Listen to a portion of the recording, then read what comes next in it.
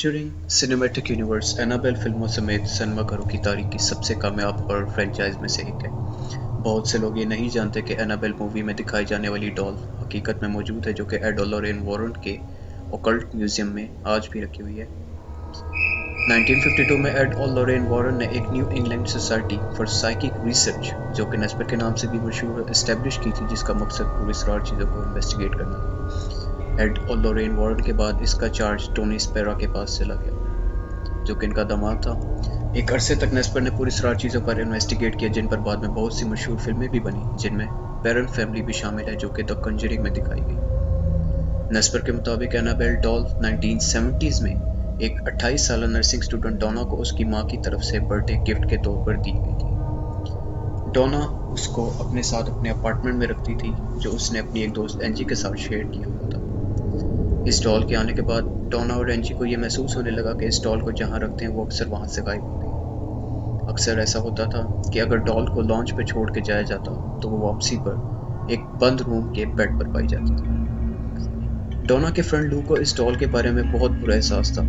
वो अक्सर डोना को बोलता था कि इसको छोड़ दो, पर डोना उसकी बात नहीं सुनती थी। यहाँ तक कि डोना को उसके रूम फ्लोर पर अक्सर छोटे छोटे मैसेजेस मिलते, जिन पर अक्सर लिखा होता था हेल्प अस। एक दिन एनाबेल के ऊपर खून के कतरे नमोद्वार हुए, जिस पर डोना और एंजी ने मिलकर फैसला किया कि वो एक मीडियम को कांटेक्ट करेंगे। इस मीडियम ने इनके साथ मिलकर सियांस का सेशन किया, जिस पर पता चला कि एक 7 साल बच्ची जिसका नाम एनाबेल हेगिंस था, वो इस स्टॉल के अंदर रहती थी।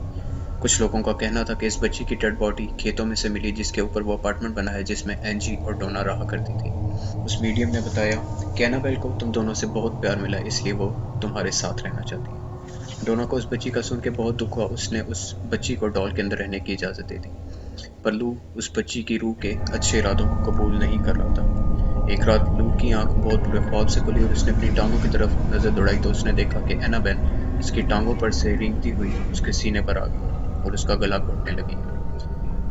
अगले दिन लू को यकीन था कि यह कोई ख्वाब नहीं था।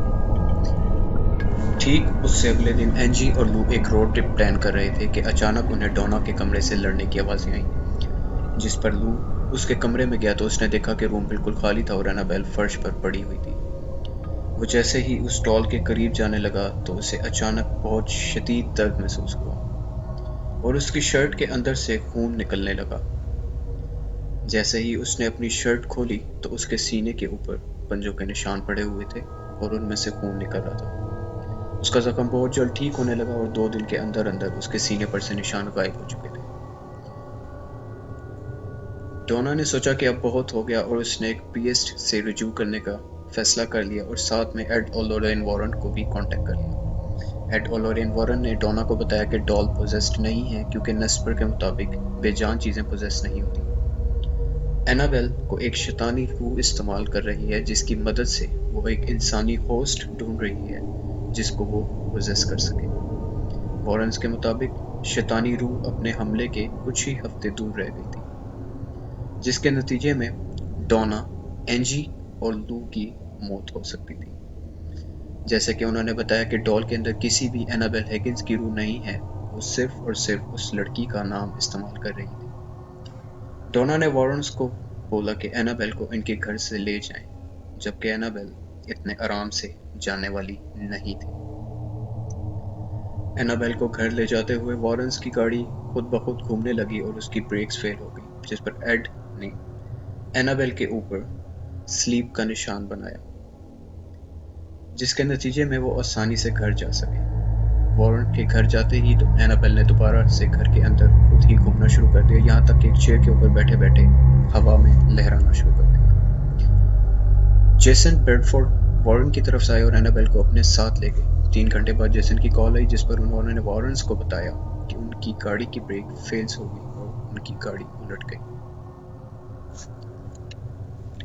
ये कोई पहला एक्सीडेंट नहीं था जो कि मुबैना तौर पर डॉल की वजह से हुआ।